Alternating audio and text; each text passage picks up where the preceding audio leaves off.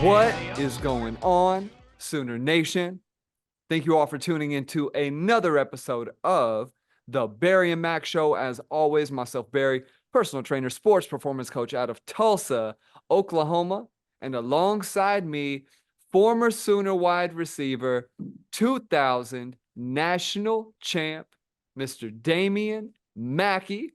How are we doing today, D Mack? Oh, how I've missed doing our podcast. We took a week off, did Disney. I was getting DM like, Mackie, when you guys coming back? Like, hey man, I got the kids. We doing Disney. Barry's taking care of business. We'll be back to a studio near you soon. So it's good to be back in the saddle. We are officially in football season. Obviously, the SEC Media Day just came, and there's some interesting things I'm sure we're going to be discussing today. But I'm good. I'm blessed. I'm healthy. Losing weight. Doing good, man. I Yeah. feel really good. Love it, man. And losing weight's big time, man. Those listening to the pod, audio especially, you might hear the weights clanging in the background, man. Got people here getting after it. If you are in the Tulsa area, hit me up. But before we get started, want to make sure everybody knows that this podcast, as always, brought to you by OUinsider.com. If you are not a part of the movement yet, man, DMAC, they are adding a bunch of features. They're going to have some Yeah. extras over there, some perks for some members. Guys, if you just want a site that you just have to, yeah, just one site. I know everybody's got all these memberships floating around there. If you want one place that you can go to get the football stuff, to get the entertainment stuff, to get the recruiting nuggets that all the guys want to be able to take to their buddies on the Discord and steal the information and all. If you want that, OUinsider.com is the place for you. Brandon Parker and the gang, everybody over there doing a phenomenal job. But as DMAC alluded to, we are in football mode. SEC Media Day officially upon us. Venables, Jackson Arnold, Billy Bowman, and Danny Stutzman already took the podium on the previous day, and they had a lot to say, DMAC.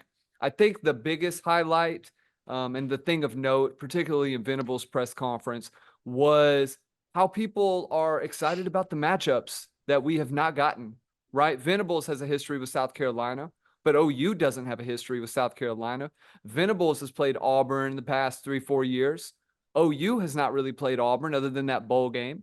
There are going to be some really cool matchups that, as fans, we look forward to seeing. I'm sure as a former player, an alumni, a guy who was a part of the program, going to these places, talking about those matchups with your former teammates, and being able to see some new, right? Not the Yep. same year in, year out Big 12 matchups that we've been accustomed to, the games that don't really bring a lot of excitement. So I think the biggest highlight for me was being reminded of just how truly exciting and new this season is going to feel. And some of the comments that were made by some players, some coaches, different programs, they're definitely talking their stuff. I know LSU had a player, I think it was Harold Perkins, that he was asked about Danny Stutzman, and he was like, who's that? Well, I'm sure this year he will find out. But DMAC, and seeing all the hoopla, SEC certainly knows how to do it big. I think as Sooner fans, maybe we're not used to media days being quite such a huge thing for the conference. The SEC media really did it big. The network was in full effect. Paul Feinbaum was talking his mess about Lincoln Riley. There was a lot of good. This man called him a literal loser, Loser. DMAC, Loser. like capital L loser. So it doesn't get much crazier than that. But man, what were your thoughts? You saw the comments, saw the hoopla. What are you thinking right now? Yeah, a couple of things immediately come to mind. Number one is again, right, we're in the big boy conference again. And again, not to continue to go back to yesteryear, but we both know the Big 12 was considered a smaller, less lower echelon conference. We're in the marquee conference, playing against the marquee teams, going to have access to the marquee stadiums. Obviously, the Big Ten has some, and the Pac-10 too. So excited about just being an affirmative, something that matters, right? The actual alpha, the beginning again. So that's exciting. I loved Coach Venable's temperament. Listen, we're unapologetic about being Oklahoma. We're unapologetic for being a school that plays for championships. We have that same expectation here. We are excited to be in this conference and to deliver. I love that temperament because that's what it's going to take. And I'll speak to, like you say, the whispers and rumors and the hopium is what I call it. Because like you said, if you're not Georgia, and by the way, Alabama's got some variables that they've got to address. They've got some wait and see things that they've got to get confirmation on as well. But all this stuff about Texas, like we just beat their ass last year. The best team they had in a decade, we whooped that ass in Dallas. Okay, we won. We got the dub. Oh, Mack, you didn't whip that. We got the dub, right? So for everyone to be talking about what Texas is going to be doing, I think they're at 10.5 as they're over for the expectancy for wins this season. I think OU's is 7.5. By the way, guys, I'm gonna go bet $1,000 before it goes to 8. I'm gonna bet a all thousand bucks. day. I'm gonna take a screenshot and I'm gonna post it on my Twitter and I'm gonna show it on this show. I'm betting $1,000. That's easy money. The point is, if a Texas team that lost a lot of guys to the NFL and graduation is supposed to win 10.5 games versus an Oklahoma team, which has gotten better at every position group except the O line. We'll have to address that. But I think even the quarterback position has a higher ceiling. Um, Sign me up for everyone who's Yeah. saying Texas is going to kick ass and OU isn't. When we've had the best 3 recruiting years in decades, we have stacked depth along, both all 3 levels of the defense, skill guys, running backs. Our quarterbacks is a elite 11 MVP, right? He got some skin in the game last year. I love that Brent Venables. We're not coming in there, oh by gosh, by golly me. We're not coming in there like we'll wait and see. We're not coming in there like what had happened was. I love his approach in a sense of saying, who was that? Roosevelt walk quiet with a big stick. It was something Carry a along big those stick. lines. Yep. I think that was his approach. And on the quiet, Barry, I Mm, know the schools in the SEC are like, ooh, I hope they don't do good. And on Saturday, yeah. there's pressure on our guys to deliver. And him speaking to that lets me know that's a quiet as kept conversation that's happening between the walls and in that red room. Man, I think you touched on something big, and we're gonna do position breakdowns coming up, guys. Fall's about to be upon us. Me and DMAC have been in the film. We are gonna be taking a look at all the position groups, giving you guys our outlook, what we think will happen. And historically, we've been right on a lot of these things. But I thought Venables, to kind of touch on a few specifics that he brought up, it's been talked ad nauseum that Oklahoma wasn't ready for the SEC, but this was the most candid I had ever seen him in discussing it.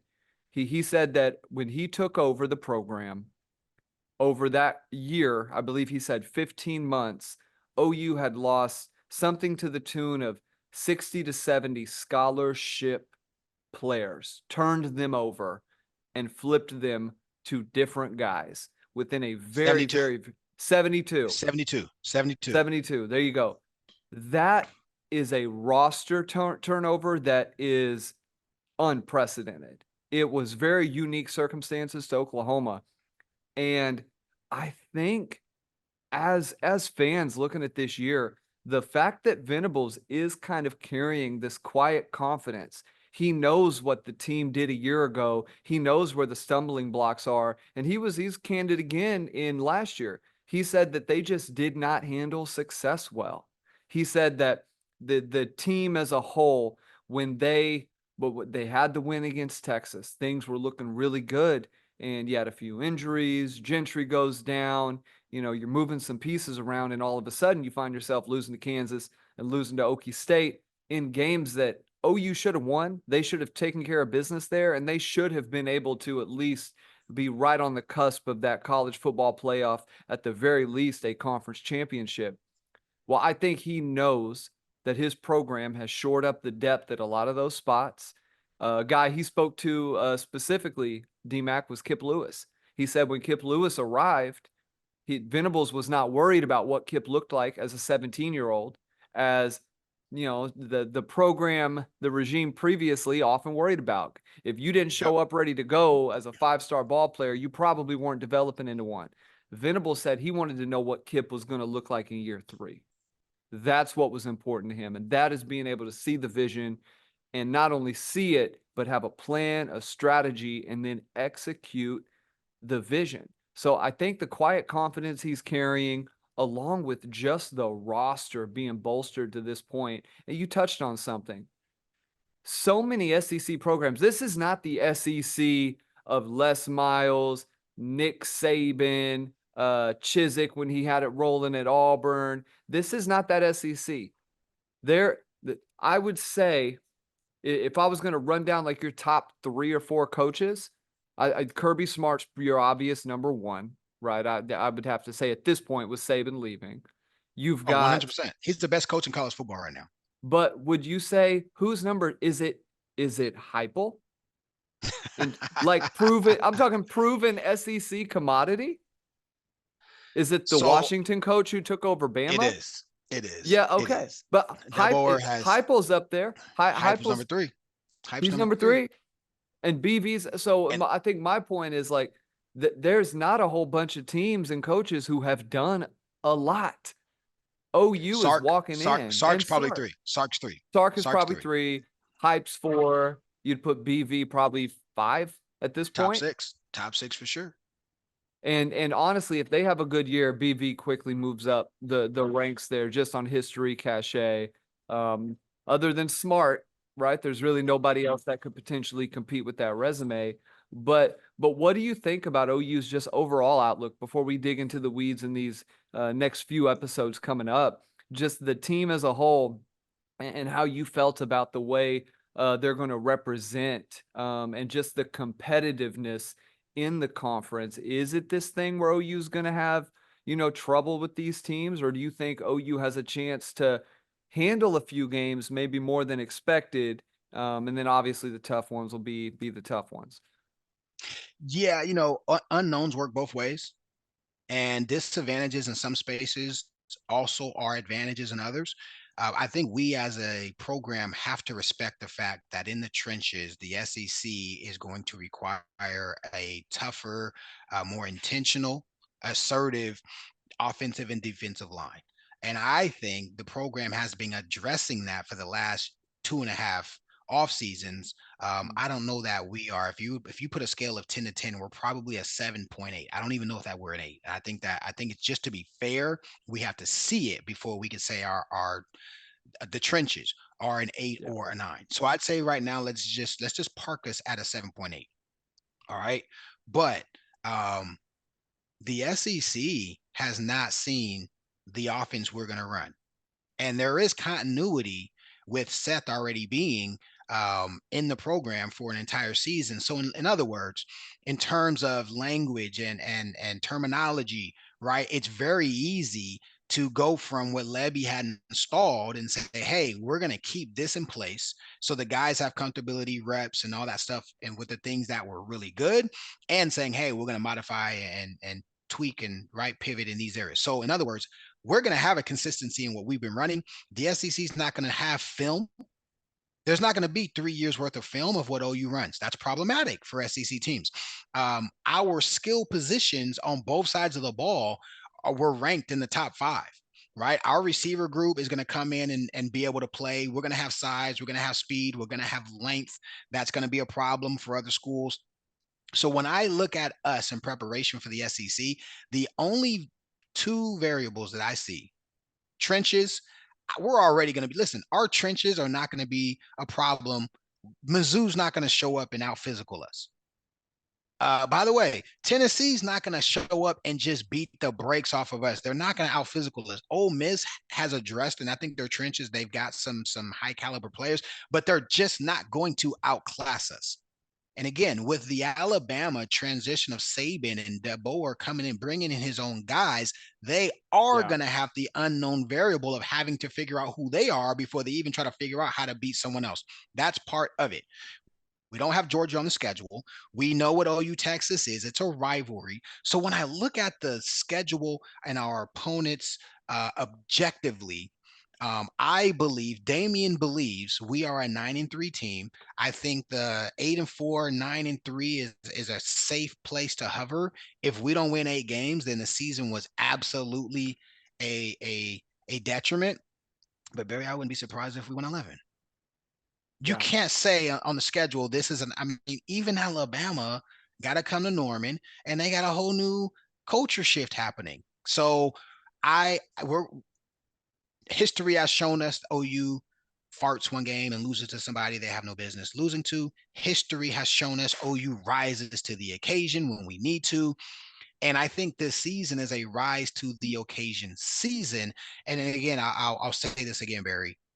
Behind the scenes, people look at our wins and losses. But behind the scenes, the actual foundation of the program needed a facelift, and BV addressed that. Where Yeah. Lincoln was one who was wanting to be shiny and looking good on the forefront, BV said, nope, we're rotten at our core. We need to address the core and build out from there. And guess what? That's how you build a house. That's how you build a program. Year 3, it'll be interesting to see. If you made me bet 8, I'd bet 9-3. I'd bet 9-3 because I have faith. My heart tells me you at a program like university, you never just earmark a loss. Like, where do they do that? We're not Mizzou. We're not, you know what I'm saying? We're not Kentucky. I gotta start using SEC teams. I'd usually say Tech, but I'm gonna Yeah. start using the Yeah. SEC. We're, you know what I'm Tech, saying? Like, we're not Baylor. Missouri. We're not Yeah. A&M. A&M can say we're gonna lose. We Yeah. don't do that because we're OU. So my Yeah. heart says we could win every game. Reality tells me, logic tells me a 9-3 season is one that gets us into a good bowl game, on a game on the cusp of the playoff, even I think in the SEC, depending on how and who we lose to. And you know, injuries and just doing things the right way will keep us in good favor. Yeah, Lack it's thereof. yeah, it is a situation where you just don't know where OU measures up. All we have to reference is bowl games. You got a few out of conference matchups. And historically, if you're wanting to say like where does OU fit, in the past decade, they've competed very well in those out of conference matchups. They rarely have they looked overmatched. The difference is, as you spoke about, the trenches when it comes to week. Whereas in the Big 12, 3 to 6 bodies along the line of scrimmage could get it done against Oklahoma State if they were elite. In the SEC, you're probably going to need probably 6 to 8. It is a For different sure. number. You've got to be able to roll depth out there. You got one 5-star left tackle. He goes down. There's another 5-star left tackle who's right behind him at all the pro at Tennessee, at Bama, at Georgia, at LSU, everywhere. The talent across the board is just overall at a greater level. I want to touch on what you, if any, opinion you might have had in terms of, and as I'm doing this, streaming it over there on IG Live. So if you guys are on IG Live at any point, we might try doing this a little bit. But Tag me, bro. Tag me. I, Tag me. Let me I be in got you. I'll that do with that you. when we jump in here. So here's my question.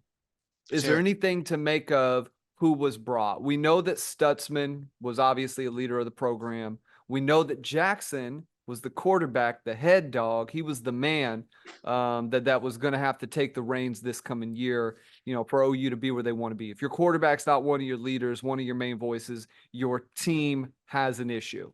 But Billy Bowman, who I don't think was a surprise, but we've been critical at times of his play on the field. Is there anything to take from who was brought? Does this solidify anything in your mind? And can you maybe speak to when you were a player and Venables was around, or obviously Stoops in your heyday, but when Venables was around, was there a process to deciding? Because I don't think we've really talked about this, to deciding who comes to these kind of things. Is it just pure leadership? Is it pure leadership plus who can talk? Is it, well, what are kind of the things that make a difference in whether a guy is able to get that flight, get that drive to Dallas, or if he stays at home and just on Twitter?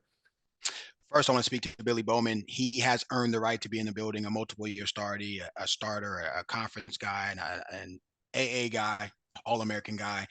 Our critiques of him are in house. They are not anybody else's business. I might try to, you know what I'm saying? I might smack my brother upside his head because he's getting on my nerves, but outside our house, we'll never breach that. that level of commitment and communication. You know what I'm saying? No one else needs to know, that Billy's got some areas in his position that he can improve in. And I think he'd be the first to say, hey man, in these positions I want to get better. So let's just park that there. He has earned the right and 100% deserves to be in the building. Let me mute this. We Oh on yeah, live, yeah, yeah, baby. for sure. Okay. What's going on, good people? I'm over here pointing at you guys. Um, in terms of the captains, I actually have the biggest amount of hope EM for JFA, and it's good to see. Listen, there are no gosh, what's the word I'm going to use? Anyway, I'm just going to be very direct. Like they're not going to just give it to you. So for Jackson to be there, I think his position is one of the positions where it is a key cog in making sure the machine is running and successful. But it Yeah, also means Jackson has taken on an alpha position and is an individual who is becoming a leader and respected amongst his team. And as a true sophomore, that carries a lot of weight. And you spoke to something because it actually made me laugh. Oftentimes, even my freshman year, they would ask me to go to Santee on Tuesdays because they knew I could talk. So they're like, hey Mackie, make sure if you go say this, don't say that. Like we would literally have that that prep session. So that is a part of it, but I don't think that's a part of media day. Media day is a thing, like you said, it is a show. It's a national opportunity, or it could be, you could create bulletin board material if you're not prepped. And so for Jackson to be there, it tells me he's taking care of business in summer. It tells me he is probably at par or above par and what their expectations are. I think of he as a leader on the team. And of course, Danny's probably the alpha in the entire locker room. Was it you, or was I talking to someone? It was you. You spoke to the Danny and Billy dynamic. Was that you who told me that, Barry, or did someone else tell me? Oh, there maybe might it have been wasn't someone you. else. Let me tell you No, this dynamic. Oh, by the talk. way, this will be sweet. People are like this. Okay, So let's Danny talk. is the spokesman for the team. He's earned it. He's got tenure. He's got accolades. He's got the trophies, right? He's Or the man. the Yeah, the acclaim. yeah, There's he a one dog. person on the entire team that Danny takes a back seat to when they speak. Do you know who it is? It's Billy. It's Context. got to be it's Billy Yeah. Bowman. Wow. So let me explain what that. In the locker room, Danny is a guy who consistently will be like, "God, he's the rah-rah guy. He's the guy in there talking good, bad, and different. He's getting them pepped up. He's calling them out for low standards, right? He's a guy who the team can consistently depend on to kind of be the heartbeat of what's happening. Billy's Yeah. not. Billy's a guy who doesn't say as much, but Billy is a guy who Danny will say, you know what? Let me shut my ass up if Billy has something to say. Mhm. That's big time. Like, by the way, that's also mutual respect. And so to see that dynamic, and in fact, I actually heard that from a coach now that I think about it. To hear that mutual respect and to see that that's the way things play out on the defensive side of the ball, I think we have the right guys there. And there's one last piece, B. We have to have people there that are not going to be at the very first SEC media day and show any sign of weakness or any sign of being a poser, meaning somebody who's going to talk a bunch of crap but can't back up what they're going to be saying. And so I really believe from a program standpoint and from BV standpoint, it's very intentional that we didn't have more guys there, that it's very intentional that Jackson Arnold is there so that he could be in that environment, the circus, if you will. And then of course the guys like Billy and Danny, those guys are some of the alphas of the team who needs to be there so the other schools can see. When the LSU guy talks about who is this guy, come on, bro, watch out. He's the guy who got AA over you, bro. Like that's who he is. You know what I'm saying? If since you want to know, he's all America, you not, bro. So let me speak for Danny since he can't speak for himself in that regard. Yeah, I think it is a good sign for Oklahoma that they are in a position where they've got guys like this that they're now bringing down, where there's no question who your leaders are in that room. There's no question who the voices are, and I imagine that on those teams that were more successful, that the leadership was clear, right? If there's nobody to follow, we've talked about him on this pod, but Tim Grover, again, just a reference, guy who trained MJ, trained Kobe. He talks about, man, if leadership on a team is not clearly defined, then people don't know their job. They don't know when and where their voice matters. And then if you don't have leaders, you don't have the capability to elevate a voice that should be heard, right? Maybe there is a guy who says something that's notable, that's important, and Billy's like, nah, shut up, you need to hear this. Or there's a guy who's on the sideline who's talking a bunch of stuff, and they're like, no, you need to simmer that down and wait your turn. And that is important. That's important in the workplace, on team, wherever you go, you got to have clearly defined leadership. One place that has clearly defined leadership, before we get out of here today, DMAC, I think we've touched enough on kind of the media day side, and we're going to do position breakdowns. We want to keep this thing short and sweet today for you, you Sooner Nation and a Barry and Mack show fans. College football 25 is out. A lot of the gameplay stuff has been around. I'm not a huge gamer. I'm probably the Okay. worst to ask. I don't know where you sit in terms of that. I do enjoy a good video game every now and again, and I'm gonna play this along with my 2K. Right, I'm a 2K, EA Sports, Madden kind of guy, and then after that, Okay. it's got to really tickle my fancy before I hop on and play. But got a lot of people around me who absolutely love this stuff and are diehards. They train in the gym. They're young, old, and the like. Do you get any feeling of nostalgia seeing this thing back? Were there any clips or highlights of the gameplay of the footage that you said, man, that's pretty cool, that's pretty sweet? Or were there anything where you're like, I don't know how I feel about that? That's we do know, for those wondering, Arch Manning is in the game. You remember Arch Manning was holding out for a little Oh bit? God. Yeah. Like, you talk about diva. He was like, I don't want to get. It was over the $400 little pay they were going to give him, which everybody was getting the same amount. Everybody knew what the thing was. Yeah, I don't think it's about the money with that game. It's about just being immortalized in the game, right? That, at least looking on, that's what I would think. But man, what did you think? Any thoughts? Anything worth noting? I remember the first time I was on a video game. In fact, if you remember our first season, somebody found I don't know if it was a picture or a clip of them It using was a me and clip. yeah, that was Yep. pretty sick. I think I had the 36 Yep. on, which was pretty sweet, right? My freshman number. I love it. It's salute to the players, salute to the ESP or not ESPN, EA Sports, salute or whoever. I don't know who the maker is. I haven't played it yet. But salute to Yep. everybody for bringing that back. That is a fabric of gaming. That is a fabric of you don't want to have something as amazing as that. I remember it that came out when I was in college, and the first college footballs were my years of college, and it was a big deal to us, man. And I, I've coached and trained a lot of receivers and skill guys, and I see their parents or them posting their profile and their stats on social media, and some people are like, look how fast I am, and some people are like, they got my speed wrong. So like all of that is dope. I love to see it. I think it's Yep. exciting. And I wonder if they're gonna have the in-year updates. I hope they got a legacy squad of the 2000 team and got the young lad at H. I don't know, you know what I'm saying? But hopefully they got us Ooh. in there. I don't know. We'll see if I haven't even played it, but I am gonna get. My sister works for PlayStation, and I don't even have a PS5, but I need to get a Ooh, PS5. yeah, you need to I get want to that. spend some time playing the game.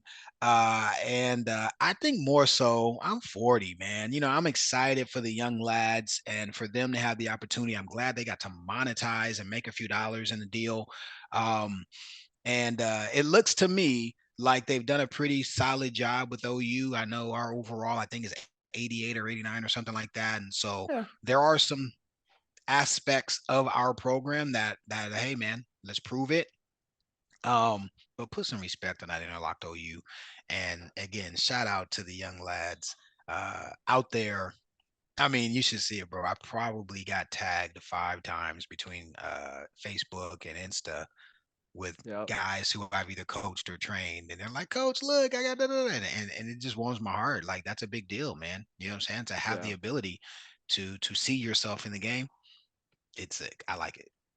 Pretty sweet stuff. Yeah, we'll have to for those who if you're not on the Instagram, go follow the Barry and Mac show Instagram. The clip is over there. We'll have to Is it repost is it it over on there? on Okay, X. Yeah, okay. yeah, yeah. Yeah, once I found it, I was like, we're Did gonna you find screen it, bro? screen. You found it. So it was somebody had posted it somewhere. It was circling the web, but you go to the gameplay footage. I'll tell you guys, there is a video that somebody has posted that is gameplay footage that's like, I swear, man, you're like 13 or 14 receptions. They just kept throwing the ball to you. Um, so I don't know why, right? I think Quentin Griffin Yeah. had a Yeah, I don't know uh why either. yeah. Q had a couple catches. It was great. It's good stuff. Hypes at quarterback, obviously.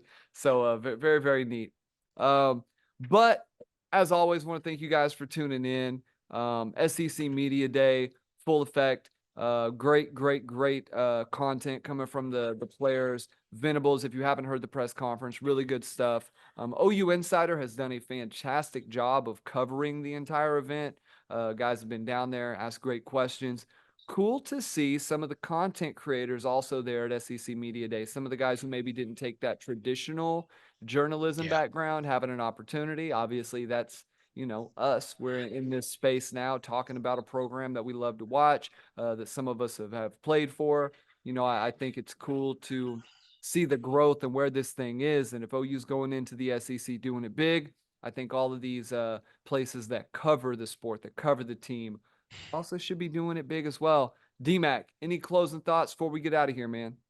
Yeah, just an attitude of gratitude for OU Insider and Parker and Brandon. They extended an invite for us to be there, and if the schedule had allowed, I would have gone to some of the stuff that was happening at the OU component of Media Day. Also, just this is that time of the year where the casuals are like, oh, there's nothing going on, but the real true football heads know this is where seasons are going to be won and lost. And so the program, as other programs, are in the meat of their summer, and you guys are seeing some of the numbers come out. By the way, we didn't address that today, Barry, but there was a post. Man, what's my guy's name? Good guy. He was on our show. He's now with On Three and those guys at Scoop. What's his name? The primary beat writer guy. Oh, George Stoya. Yeah, shout Yeah, out to George, George. great He guy, posted great guy. some of the guys who've gained weight along Yeah, the offensive defensive line and backers. So you're seeing some of the players and what their hard work is meriting them um, in the offseason. I'm just chomping at the bit. When we do these position breakdowns, just FYI to everybody else, we promise to do a deep dive and be honest, right? I don't have to toe a company line. I'm not gonna be here yeah, to tell you guys, the rose colored or the crimson colored, nah, we're gonna tell the truth. And looking forward to really getting into that piece. I think we're gonna probably start that next week. I'm excited yeah, about potting twice a week again, man. yeah, Getting to a man. point where the content is consistently coming It's out, and there. football season's here. I'm going to Rocky Top. Hype invited me up. Shout out to my quarterback. I'm going to an Oregon game. My buddy's the receiver coach at Oregon. I think he stole a receiver from us this last cycle. Um, so I'm excited about that. And I'm going to a Michigan game, man. One of my buddies was a head coach at high school, and he just retired. Well, one of my best friends actually, and some of his kids are at Michigan, and so we got Ooh, VIP treatment at Michigan. So I'm excited about going to Tennessee. I'll be at Oregon. I'll be at the Big House, and then obviously my goal is to make 2 games at OU this season, one home and one away. So we'll figure that piece out. But humbled, excited, grateful, thankful. And man, I'd say this to you periodically, but bro, it's always great to do this with you. It's uh, never a chore. You make this thing a good time. Passion project year appreciate it. 3.0. So good stuff. Absolutely, man. Well, as always, want to thank everybody for tuning in. Make sure to go follow us over there on OU Insider where we're posting, and make sure to check out all of our social media at BWise Fitness, at D_Mac13, and Dame that dude over on Instagram.